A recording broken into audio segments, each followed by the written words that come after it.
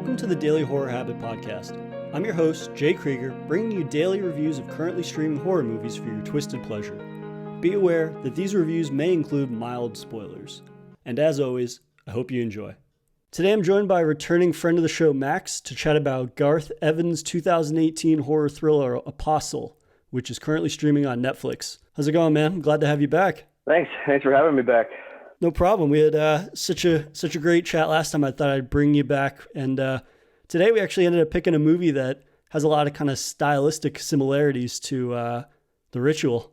Mm-hmm. Yeah, that's 100%. I realized that kind of halfway through I was watching. I was like, this is a lot like The Ritual. And it's funny. I remember we mentioned like a talking point, how it would be interesting to see the goings on of the village in The Ritual.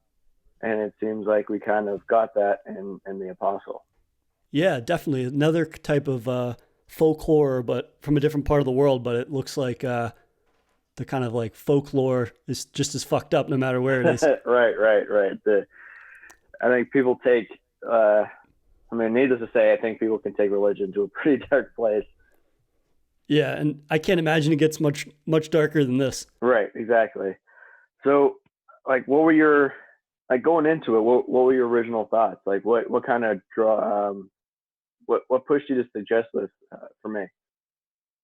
So I'm usually not a big kind of like period piece person. Like, this time period doesn't usually do a lot for me. Like, for those who don't know, Apostle takes place in 1905, I think, and it follows Thomas Richardson, who's played by Dan Stevens, who's attempting to rescue his sister Jennifer, who's been taken hostage by a cult that's basically on an island somewhere off the coast of, I believe, England. Mm-hmm. But for me, it was the way that Garth Evans really kind of blends the period with folk horror, but also there's kind of like a survival element almost to it at some points. Right. That I really, really enjoyed. And did you ever see the Raid films, the martial arts movies? So those are the movies that Evans is known for. Is that the one where it's like he has to go up the tower? Yeah, exactly. Yeah. It's about like a squad. Yeah, the squad of police that have to like ascend basically an apartment complex filled with bad guys. Right. And so he kind of made his name off of those movies for being just like over the top violent in a way that not a lot of martial arts movies were. Right. So I kind of gravitated towards this movie just because of his involvement. It was something that I had never seen him undertake before. And to see him kind of take a lot of those different qualities from the Raid movies, like the intensity and the kind of brutal violence, and apply it to a whole nother genre was what really intrigued me at first. For you though, I'm interested, were you a fan of kind of like the take on folk horror in this compared to maybe something like The Ritual? I think this was definitely more involved in the folklore. I believe, the first hour and a half of Ritual, it was more of the guys, and then they slowly kind of found out what's going on. But since the beginning of Apostle, they just jump right into it. The main character, I forget his name, but Thomas Richardson. Yeah, Thomas Richardson. He goes on the island knowing that it's kind of a cult. He knows he's going to have to pretend to be some sort of religious person or trying to find this religious experience. I liked it. I liked how they wrote it in. I liked how the goddess actually was real, and she wasn't so much controlling everyone like Loki's son was in the Ritual, but she was more, like they said, kind of a prisoner herself. Yeah, that was a really great twist on it. And something else, like I'd seen this once before and I forgot a couple of key details like that, in that it's more about, even though there is this perceived like monster on the island, at the heart of the movie, like the emphasis is on that like man is the greatest monster out there. Right, and this idea that just because there's a supernatural being, at the end of the day, like man will still kind of manipulate things, whether it's human or otherwise, to like their will.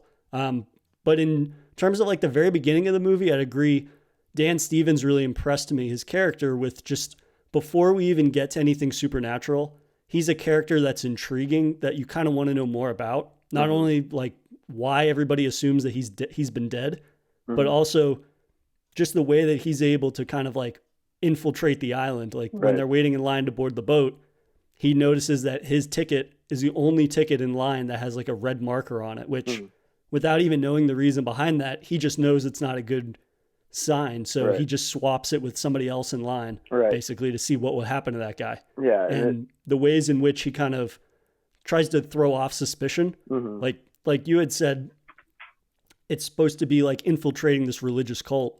And when he's on the boat, this one woman says like, "Oh, I haven't seen you at prayer groups before." And he kind of just very quickly knows exactly what to say to kind of like cast aside suspicion. Right.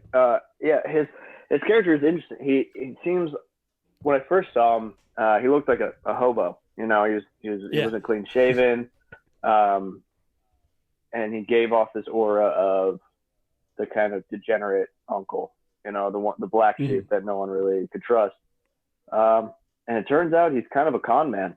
You know, maybe that's his profession or how he's able to survive. I don't know if you noticed him taking what I would assume was morphine, given the time period and what the capsule was and everything like that. But yeah, it was impressive to see him kind of worm his way into the cult, and then that scene where he almost gets caught, how he kind of survives by the skin of his teeth. And I mean, at that point, you know, there's a goddess on the island. And so I kind of felt like she was already kind of influencing him there. I don't know if his survival was entirely up to his skills. I mean, he definitely has some good skill set, but what do you think the goddess, like, what do you think her influence on his survival was? Because I had some thoughts about that as well. Yeah, so I think it's something that I didn't think about the first time at all, and it's definitely something I paid attention to more on a rewatch. This idea that really you're taking into account that we learn about his background, about why he has no faith anymore, and like again, there's a lot of different things about his character early on that are intriguing that you want to learn more about. Like why is he taking essentially what's morphine, I would assume too. Or why does he have a massive scar on his back of a cross? And like those little things that kind of just, they make his character more intriguing and wanting to get to the bottom of it. And I think that is what, and we learn obviously that he was part of, I think he was part of like a religious group that was in China, I believe. Yeah. And like they were they were essentially like missionaries, and the people there rejected the missionaries and they started executing them, and then they branded him as a result of that.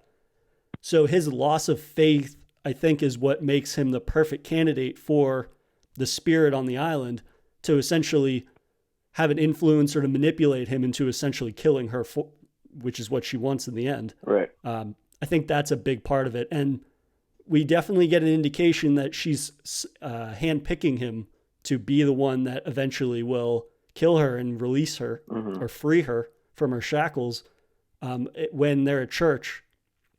And he looks out the window and he can see her.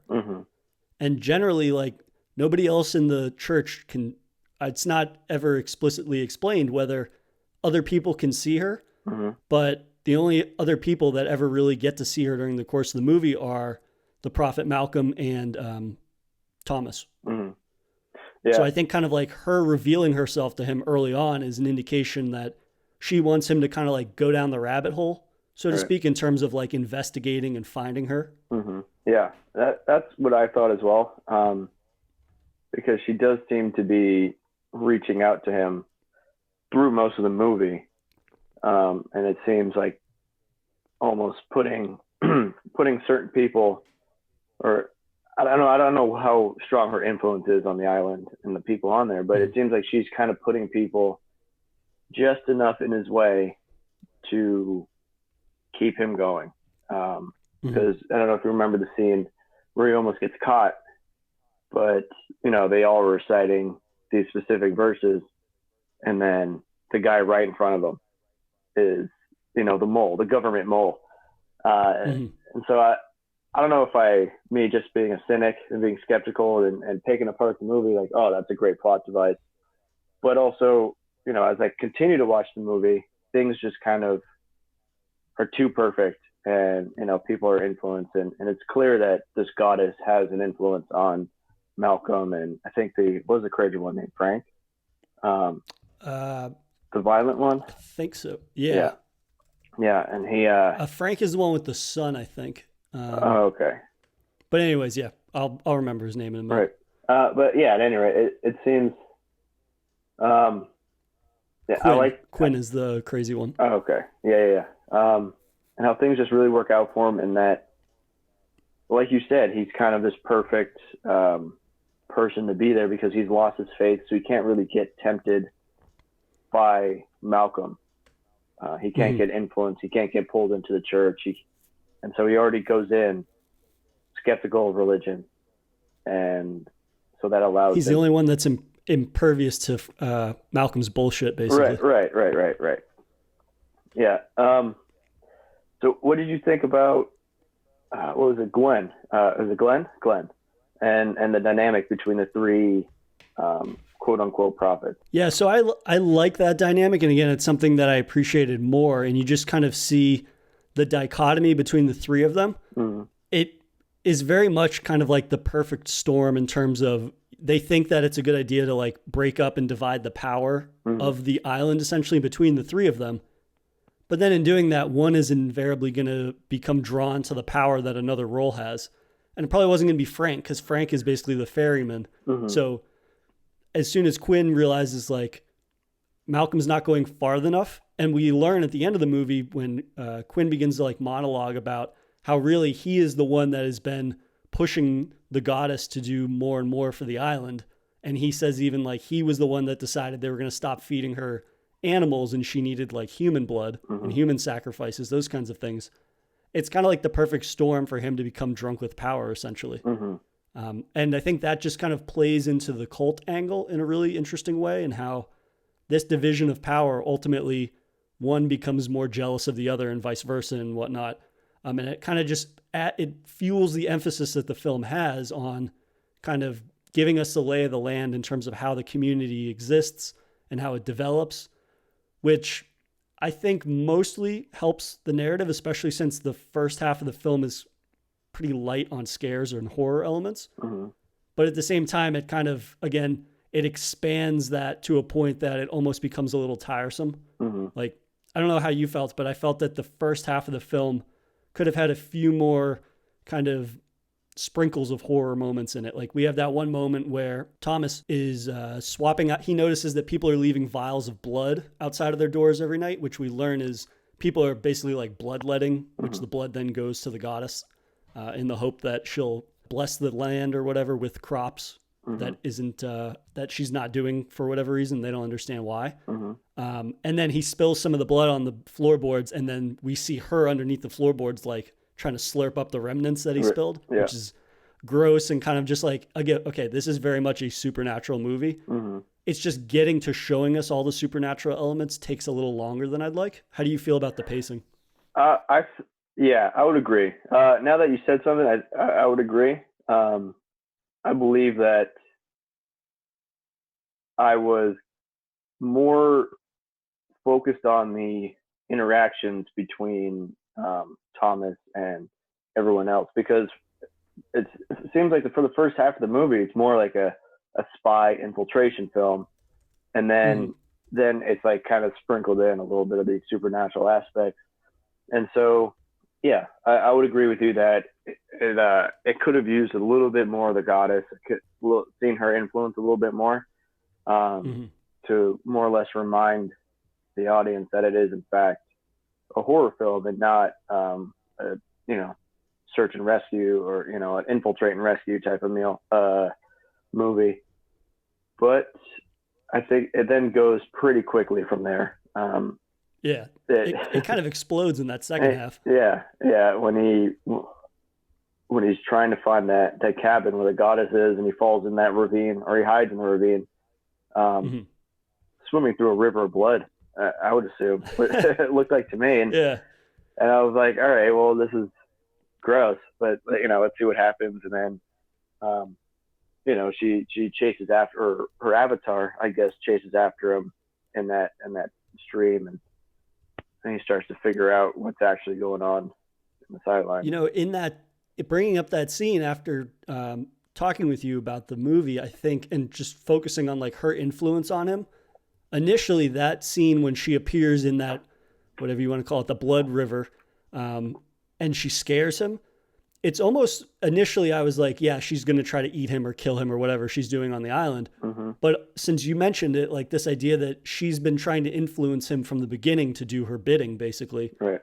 It's almost as if she was pushing him through that. She appeared for the sole purpose of pushing him through the blood ravine to the hieroglyphics that we find, which basically explain her origins and everything. So again, that could be, I don't know if that's me reading too much into it, but that's kind of another layer of her pushing him in the general direction of what she ultimately wants him to do, in that, hey, I need somebody to kill me because this is not what my life should be like. I'm being held prisoner. Yeah. This is the one person that shows up that has a lack of faith on this island full of, to put it nicely, people that are drunk off of religion. Yeah. And he's like the perfect candidate for that. Mm-hmm.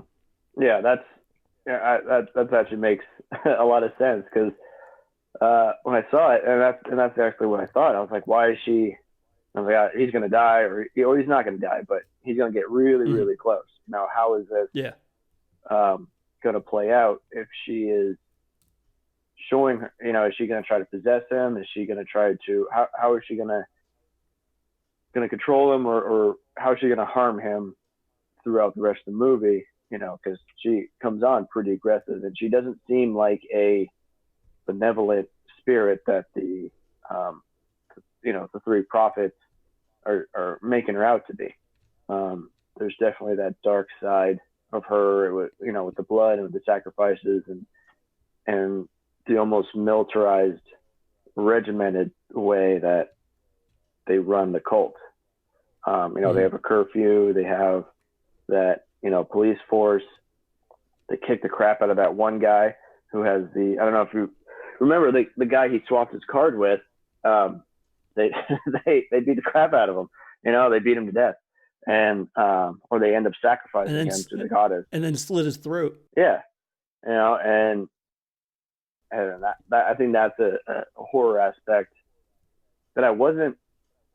I don't know if I say I wasn't expecting it, but I was surprised at like how early on the director showed the darkness of the island. That's a good point. And I think that kind of has to do again with some of the pacing issues that we kind of talked about a little bit, in terms of, I think it definitely reveals a little too early just how sinister the cult is. And granted, since it's stretched out over, I think it's 2 hours and 15 or 2:20 runtime, it does feel like it's revealed quickly, and then it's not brought up again for a little bit. Like, we don't really see any overt violence for a little bit after that.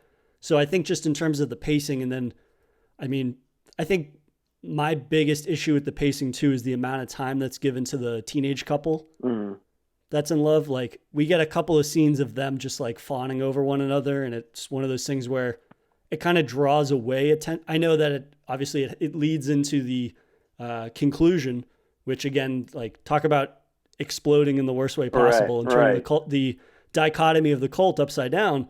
But I feel like we get 3 or 4 instances of the two of them kind of like pining over one another, when that kind of just detracts from Thomas's wanting to like find his sister, rescue her, figure out the mystery behind the island and whatnot.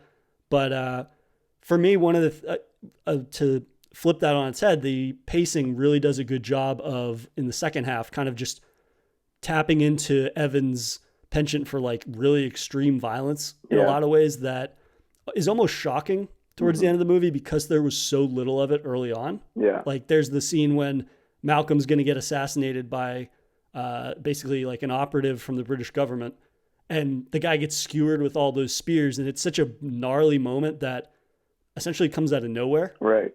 And it just kind of like reminds us that, like, oh yeah, this is very much a movie filled with people that have no qualms about doing like unbelievable amounts of bodily harm at a moment's notice. Right. And I think the one scene that I guess, yeah, the one scene that sticks out for me is that kid's trial. When Quinn kind of, when he finally snaps, I think those two scenes where Quinn against essentially stages that coup, takes over, and from there it went from 0 to 100. And I think, personally, I think the director could have cut out 45 minutes of the movie and moved that scene up, and I think the pacing would have been a lot faster, but we wouldn't have had 2 or 3, maybe 15, 20 minutes of the three leaders kind of looking for the mole, figuring out who he is, and then Thomas also kind of figuring out the backbone or the anatomy of the cult. Like you said, that I can see the relationship of the teenagers kind of spacing out the movie a little bit. So it's not just Thomas looking around the island, and it's not just the three looking for Thomas. It kind of give us a break. But I mean, like you said, I could have done maybe 2 or 3 love scenes, gotten to know the characters a little bit more, maybe develop that teenage relationship. So it makes that, of course, it makes that conclusion of essentially the lobotomy that much, because I kind of felt for the teenager. But yeah, that is a good point, in that focusing on their relationship as much, that the lobotomy scene basically has that gut punch element to it, where it's this poor kid who just happened to fall in love with the wrong girl. Right. And I mean, coming to a cult island with his father wasn't a great decision again, but yeah, I mean it's a byproduct of that. Yeah. I mean, who could have seen it, shit hitting the fan that bad, but, yeah, it was, I do think the director could have cut out 20, 30 minutes of searching and kind of tighten it up a little bit. But I don't know. All in all, I thought it was a great movie. What do you think about just overall the relationships? Did you believe the characters were sincere, or do you think they're more of almost caricatures of these either villain archetypes or just character archetypes in general? I think for the most part they were pretty good. I think I like that the dichotomy between the 3 original founders each of them is very different, yet they all are kind of steadfast up until a certain point in their mission with the island and whatnot. But then again, it's like anything.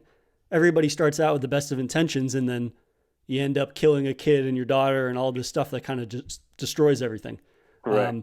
I think in terms of Thomas and his sister's relationship, it would have been nice to see more interaction, genuine interactions between the two of them. Obviously, she's missing for most of the movie, but even in the scenes when they're together, there isn't a whole lot of convincing interactions for their love for each other and whatnot. But I think it's a testament to Dan Stevens' performance in that his character is so driven, and yet we're not given any sort of flashbacks of him with his sister, or a lot of genuine interactions between them to begin with. It's more just the way that he carries his character and the kind of unwavering determination, I think, does a really good job of selling us on his plight, essentially, to finding her, rescuing her, and burning down an island in the process. Right.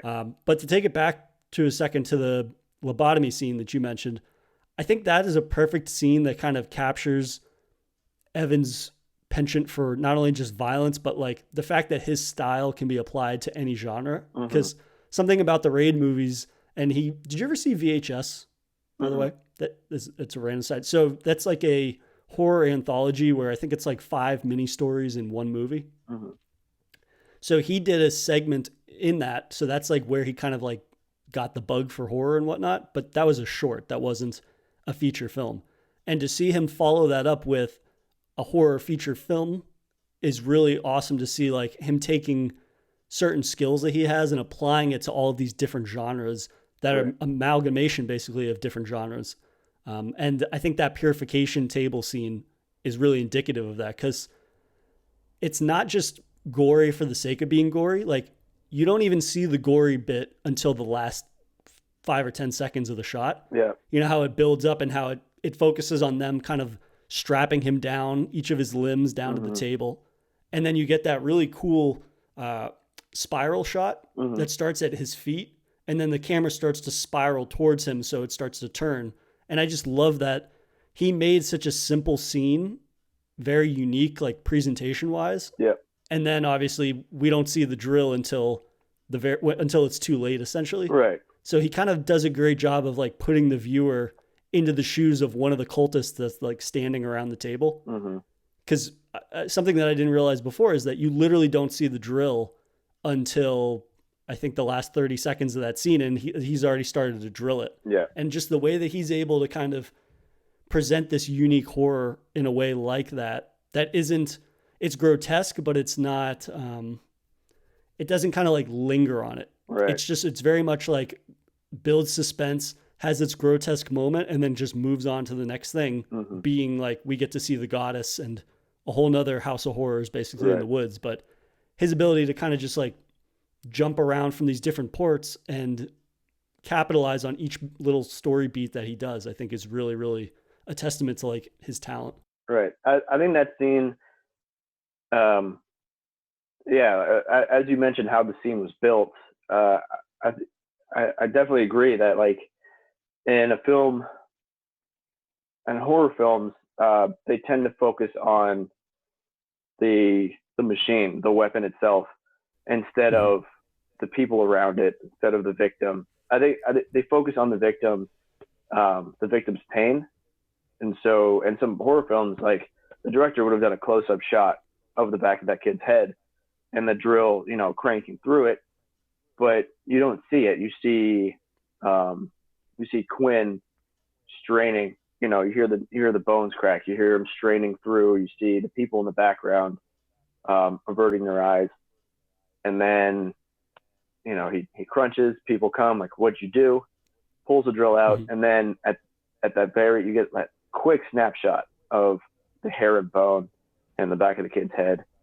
And then it cuts away to the audience, audience of that ritual, that, lobotomy. And I felt that was more powerful because it did not focus on the actual drill itself. It focused on the whole thing. It focused on what it was, and it was, this cleansing ceremony. Yeah, and capturing the audience reaction and kind of focusing in on like the sound, like you said, the sound of the bone crunching and whatnot, and like him grunting, it having to like physically exert himself to turn that drill and whatnot. It really does capture this idea of like, it's more about it. Nothing is scarier than what the audience can make in their head, kind of thing, where it's like, so by the time we've been thinking about how grotesque it is, and then we get a brief glimpse that kind of reinforces like, this is as gross as I thought it was going to be. Yeah. And then it cuts away immediately and it doesn't feel kind of gratuitous for the sake of being gratuitous. Yeah. It really does leave a lasting impression in the fact that he doesn't linger in that moment. He just moves on to the next thing. And as we see when Thomas finally finds the cabin or the shack where the queen is being held, or the spirit is being held with her like baghead minion. Yeah. I don't know who's what not that given was. any story, who it kind of, do you ever see Silent Hill? No, but you're talking about Pyramid Head? Yeah, I'm talking about Pyramid Head. That's what that reminds me of a little bit. This idea that it's like this guy that walks around with no shirt on, and he's got, whether it's a pyramid cage on his head or a bag on his head, just kind of like captured that. This guy that is never explained, and yet he's so terrifying just in everything he does. Like, he just basically exists to serve this twisted reality that he's become a part of. Right. And then we find that he also not only like feeds the queen with the funnel where he just like dumps chunks of flesh into it, but then he's also in charge of the meat grinder that they strap Thomas to, which is almost as fucked up as the purification table. Yeah, that was rough. I know, and that was a truly suspenseful moment, because I knew that Thomas was going to get out just because he's the main character, like he has to. But my main concern was how much of him was going to be left. Mm-hmm. And so, right. Luckily it only took off a couple fingers. But still, it was a rough scene. It was a very rough scene and the hooks. And, luckily they got Baghead, hooked him in the face and then pulled him in. But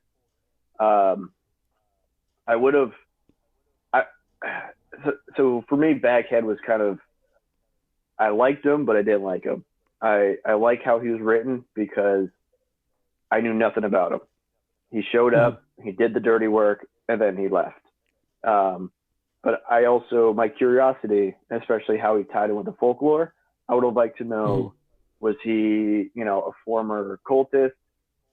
Did he kind of spring out of the ground? Was he part of a ritual that summoned him? Like how did he tie in to the goddess, and why was he so loyal to the cause? Because it seemed like he didn't touch the three main guys. He seemed like he almost was working for him. But, he had no problem killing and grinding anyone else. So what was his relation to the goddess? He was obviously a servant of the goddess, but he seemed like more of a servant to the main three, or as it turns out, to Quinn. You find out later on. Yeah. So I personally like that we don't know much about him because, again, nothing is going to be as disturbing or creepy as we kind of create the narrative for him in our heads. This idea, like, is he being manipulated to do these things? Is he just that devout? Was he kind of like part of that honor guard that the three original founders have? Those basically like the police that police the island. And they are obviously, if they're going to be the police, they're like the most diehard supporters.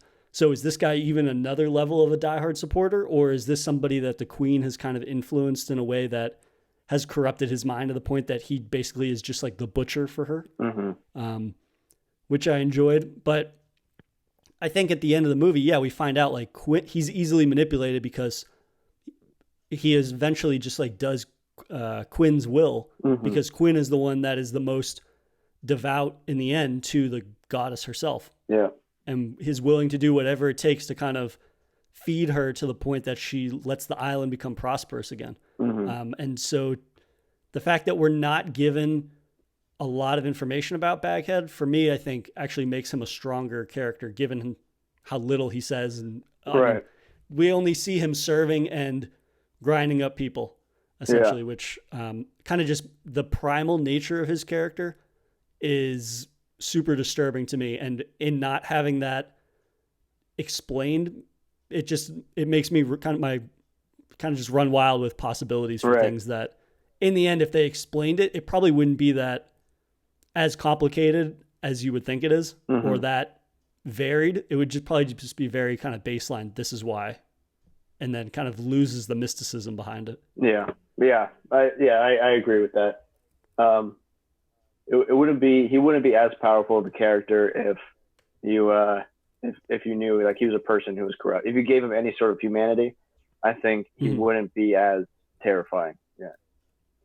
Wouldn't be as strong. Before we jump into the last minute, the last scene of the film, was there any other moments in the movie that really stood out to you?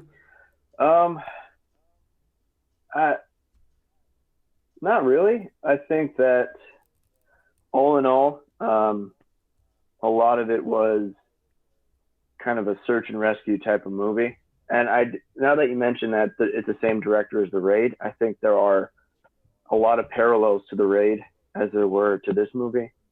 But none that really come to mind. Do you have any that kind of stood out? Just again, like I'm not a fan usually of like period pieces, but Evans really is able to kind of like capture the grittiness and the dirtiness of that era. Yeah. Like from them birthing, like there's that scene where I think it's a sheep or a goat, is giving birth. And then Quinn is just like pulling out the fetus, and it's like all mangled and just wet and disgusting. And it's like, whether this was a supernatural movie or not, like he's able to capture kind of just like a reality of that period that just is it's unnerving to me, whether it is a horror movie or not, just because of like how unclean everything is. Yeah. And just like the griminess of that era, and that was just like a part of their lives. Yeah. And then on the other end of that, that applies also to the violence, because in the end of the movie, we see how Quinn gets killed. And not only does he get stabbed in the chest, but then he gets pulled while Thomas is basically gutting him with that knife. And it's just, it's another layer of to the violence that makes it like, it gives it a sickening quality to it that not a lot of directors at this point really have that effect on me, just because, I mean, how many times can you see somebody get stabbed with a knife in a horror movie? But he just manages to take it to that next level and just make something very simplistic on paper be that much more disturbing and stick with you. That's just a talent of his that is, it's nice to see him be able to apply that again to like other genres. It's not just, because that was something he said in an interview actually, where he, after the Raid movies, they were super successful and he enjoyed making them, but he didn't want to be kind of like typecast as like the action movie guy. Yeah. So to see him take a lot of the qualities from those movies that made him famous and gave him success into new genres. I mean, for me, it happens to be horror, so like I'm extra happy about that. Yeah. But it's just nice to see his skills are applicable to something other than just action movie A, B, C, D, and so on. Right. Yeah. And I something that I was thinking about is, do you think there's any sort of analogy or comparison, or even maybe a head nod to how, like this movie, how the cultists are forcing this nature goddess of the island to produce unnaturally, because as you know, like the cycle of nature is, life, death, and rebirth. And so this goddess does feed off death, in order to, renew herself. And do think that when Quinn found out that the goddess needs death to produce, and, trapped her and started force feeding her these cadavers and these people and these animals, do you think he took the idea of death instead of it being a part of nature to kind of force fertilize this nature goddess? Because I don't know if you remember in the scene where they first captured her, they trap her and they force the human blood or the animal blood, into a funnel, make her eat it, and then all of a sudden she overgrows and she grows into essentially what would be this cabin as a prison. Do you see parallels between that and how do you think the director was trying to draw parallels between that and modern society, or is it just kind of a gruesome way to trap nature, and trap this goddess? It's one of those things, I don't know if it was his intention, but that is definitely a parallel that holds water, as we've seen, this idea of like overconsumption, overproduction, trying to live beyond your means. Because this idea, and again, it speaks to like Quinn's ultimate character flaw in that he becomes basically drunk with power by the end of the movie. Like he began out drunk on religion, and now he's drunk off of this power. And I mean, he even says to the boy before he kills him on the purification table, he's like, I wanted this. And it's not only just because like he just found out about the kid sleeping with his daughter. So it's a more sinister line because he says that not as a result of learning that. It's more that he basically wants an excuse to start killing people to stage his coup, to have an excuse to do that. And so to see that logic be applied to the goddess and this idea of like overconsumption and overfeeding her to yield greater rewards, which would basically make his own power grow. I can definitely see parallels though to our life and whatnot, and just like the state of our planet and the state of society and things like that. It's definitely a parallel that I think holds a lot of water. Right. And I think, but in terms of, go ahead. So in terms of that final scene, what was your interpretation of that? Because we see Thomas can't leave the island because he's been basically mortally wounded and would just bleed out in the boat. And then we see that Malcolm has survived too, because he got shot and fell down essentially a mine shaft, but he survived. And then as Thomas is laying there bleeding out, we see that the roots start to grow into his face, much like the goddess. Right. So what was your kind of interpretation of that? because it ends ambiguously, but it's not really all that ambiguous. Right. And I think before I say my, part of my thought on that is that you see, for me, there's a question because I definitely started to draw comparisons between the goddess and the nature and the renewal type of aspect. And maybe she wanted Thomas to burn her so then she could be reborn later on in the island. But you see as a sister and as Thomas's daughter, they're sailing away, the goddess explodes and just like a waterfall of blood. And it was almost a comedic. It was so much that it was almost comedic.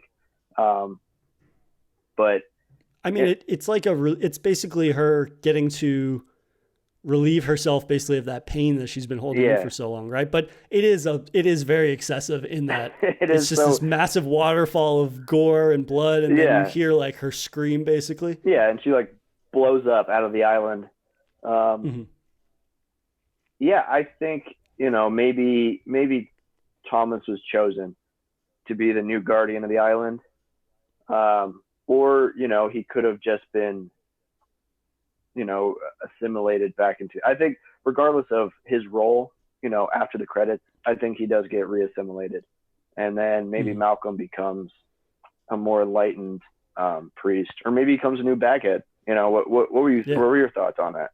Yeah, so the way that I interpret it kind of was like, yes, Thomas was basically brought to the island, or not brought to the island, but he was influenced to essentially kill her to free her. Right. But then at the same time, as a result of that, he ends up fulfilling her role. And now it is left ambiguous whether Malcolm, because he's basically replacing the goddess, it remains to be seen whether Malcolm has learned anything from this experience, because Malcolm is very reluctant to kill him at one point when Quinn tells him basically, if you want to come back into the fold, you have to kill this intruder into our land, and he can't do it.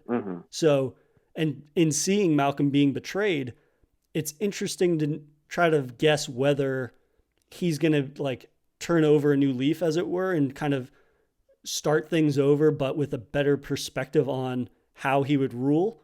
Or is he going to fall back into those familiar trappings where he has a new god, and then he's going to start to this idea of like wanting to reap the benefits of that to an extent that's well past his means, essentially. Yeah. So like, are we going to overfeed and have this overabundance of riches, or are we going to kind of live in harmony with this deity? The cynic in me doesn't find it very easy to believe that the leader of a cult is going to turn over a new leaf, but you never know. Yeah, I felt Malcolm as a character, I don't think he was really on board with the violence, because when going back to the guy with the red dot early on in the movie, Thomas trades his ticket. Every time someone gets murdered, Malcolm turns away. Malcolm and Frank turn away, and then Quinn is the one who, faces it and usually has the blood on his hands. I mean, even when they gave birth to that lamb and it came deformed and it was sickly, Quinn pulled it out of the animal and then threw it in the bucket like it was nothing. But Malcolm did turn away, and I don't know. I felt like Malcolm was he wasn't a very good leader because he was able to get strung along by Quinn, who was definitely the more dominating force. But I would agree that if he doesn't have those exterior forces that are influencing him or are kind of reassuring him essentially through their actions that like the ends justify the means, basically, that kind of mentality, maybe he will change his ways and whatnot. I guess I didn't read into it as much. I just kind of read into it as that he doesn't have the stomach for killing. And yet his character flaw is that he doesn't have a problem with other people doing his dirty work for him. Right. 100%. But yeah, I mean, again, it's one of those things where I like that the film does end somewhat ambiguously. You don't get a definitive answer because enough groundwork has been laid into these characters throughout the film that it really is up for interpretation one way or the other. Like whether you think he would be able to work in harmony with the god, with Thomas as the god, or Yeah. whether he's going to exploit him again and kind of just this never-ending cycle, which you could view that as Evan's commentary on religion as a whole. This Right. idea that like every time they're going to issue some type of reform, eventually they're going to roll that reform back and fall into old ways that were probably not beneficial to everybody. Right. Yeah, definitely. Yeah, I kind of want to see a sequel just to see what happens. I think the ending was a good ending. There was plenty of closure. Thomas's mission was done. You know, there was some sort, and you know, Thomas died, almost redeemed. I don't know if this was more of a redemption movie. I don't know if Thomas's drive to save his sister was for the love of his sister, but maybe it was more for him, you know, failing so or not really failing, his sense of failure with the missionary, you know, in China, kind of obviously losing his way, losing his religion, and not having anything besides kind of drugs to focus on. Now he has this mission. He succeeded this mission. You know, he died with a smile on his face. So I think as far as the movie's concerned, I was satisfied with the ending. And, you know, and there's, you know, hopefully, I mean, it'd be cool to see Thomas as the island god. Yeah, this movie definitely made me want to see what else Garth Evans decides to do in terms of like horror movies and whatnot, because I think he has a really even hand in terms of balancing kind of like the cult drama aspect to it with horror. I mean, there were a few instances, like we said, that could have been a little more streamlined or refined, but at the same time, overall, yeah, I think this was a really good film to follow up talking about with you after The Ritual, because it kind of captures another aspect of woodland cults and whatnot, and kind of like praying to a demonic not demonic, but like a monster deity in certain ways. So yeah, it was great having you on to chat about Apostle. It was a lot of fun. Yeah, man. Thanks for having me. No problem. Anytime. If you enjoyed this episode, please subscribe to Daily Horror Habit on your preferred streaming service and follow @Daily Horror Habit on Instagram and @Daily Horror Pod on Twitter.